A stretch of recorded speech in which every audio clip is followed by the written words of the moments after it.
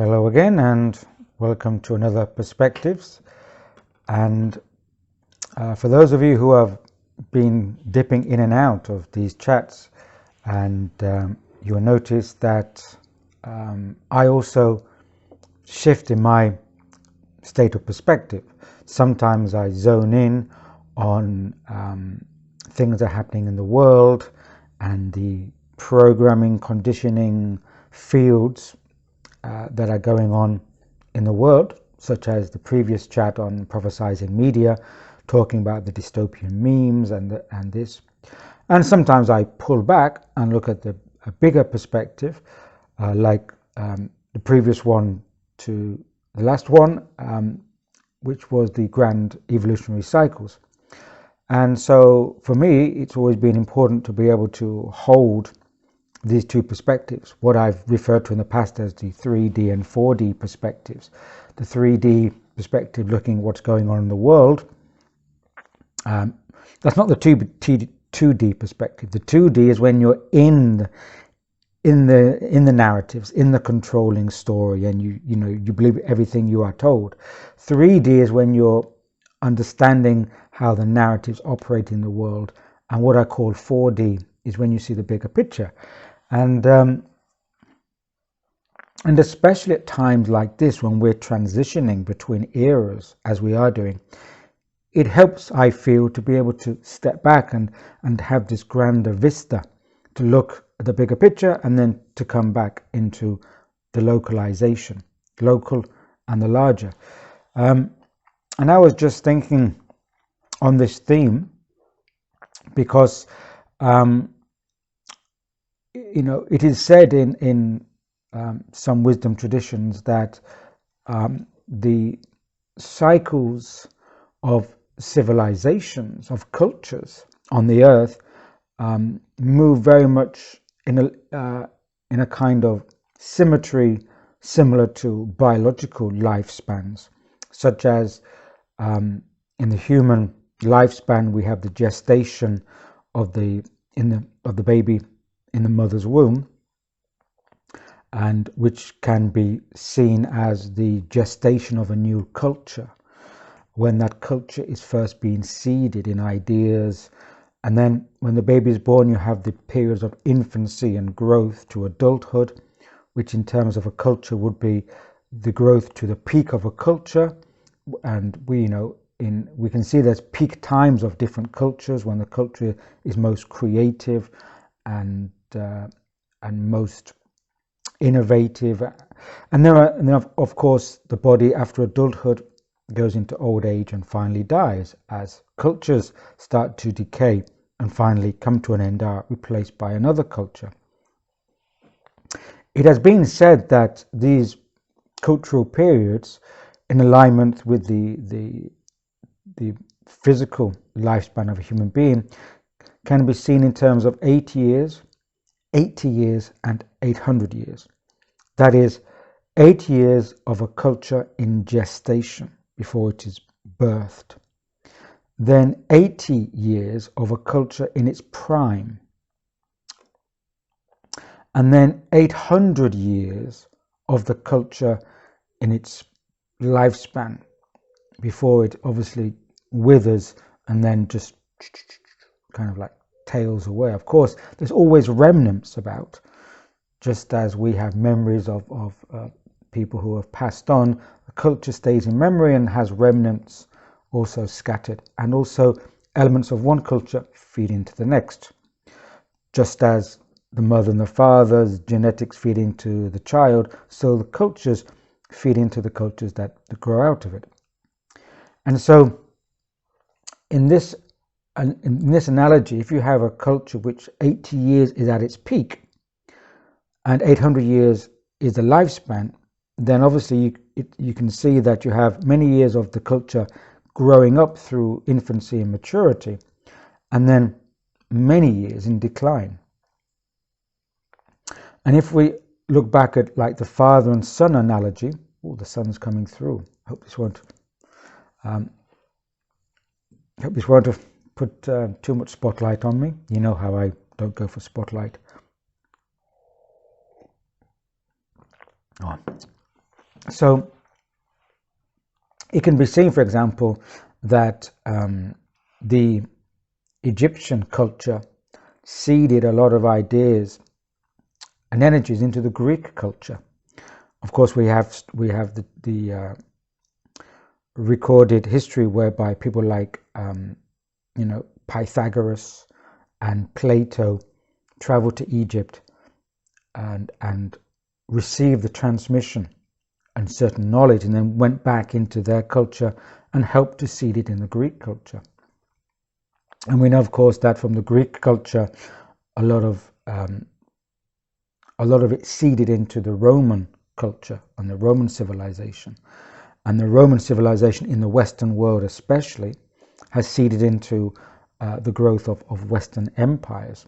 So you can see the kind of parent-child crossover where you pass the baton to the next person and the next culture in the family lineage. So that happens.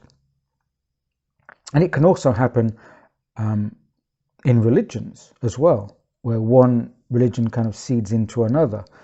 And just looking at the three religions of the book, as they are called, then of course Judaism and what's been recorded in the Old Testament laid the groundwork for the New Testament, for the rise of Christ and Christianity. Because in Judaism in the Old Testament, there was this speculation and anticipation about the coming Messiah. And so the Christ impulse and the Christianity, the operation of Christianity, came into on the back end of Judaism and attached to it and related to it.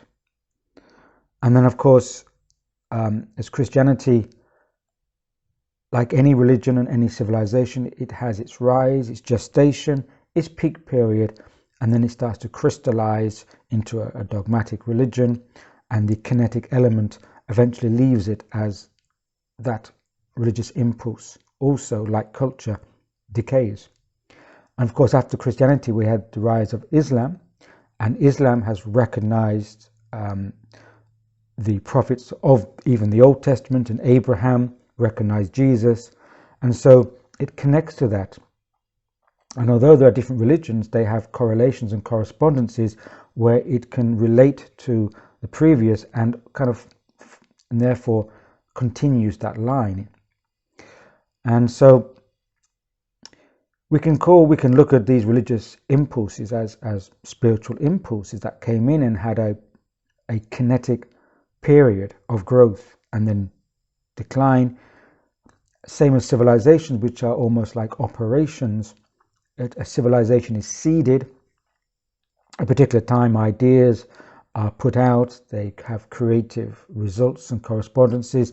They help to move human culture forward on the whole, or that is the intention, and to raise the gravity of consciousness through those ideas and creativity and innovations. And then a culture will pass on, and hopefully the next culture will also continue along those lines of raising the state of human awareness, perception, and consciousness. So these civilizational operations and impulses can happen several times within a grander evolutionary cycle. As I talked about previously, there is a geological record to say that, around 12,000 years there's been great turmoil and shifts across the earth which have closed down one civilizational door or epoch and then open another great grand evolutionary epoch. But within these grand epochs there are waves of civilizations and spiritual impulses that operate within this time span. And then what's interesting to me is when there's an overlap, when one culture or civilization has gone so far in decline that the new one's coming up. But you see, if you look at this, you realize that it's not a dead stop and a dead start, like this culture, civilization comes to there, finishes, and the new one starts. That wouldn't work very well. That would be a disaster when everything comes to a stop or a dead halt. what happens is an overlap. So as one starts to come down, the other one starts to rise up. So before the final death throes of one culture, the new one is coming up. And so, as I said, the energies are coming down on one, where the other is coming up. And that's the kind of threshold or the transitioning point. And in that point, you have like ripples on a pond. If you throw in 2 stones into a pond, the ripples go out, and where they cross, you have the interference pattern. So we can say that right now we are witnessing and experiencing an interference pattern between the ripples of the old culture and civilization and the rise of the new.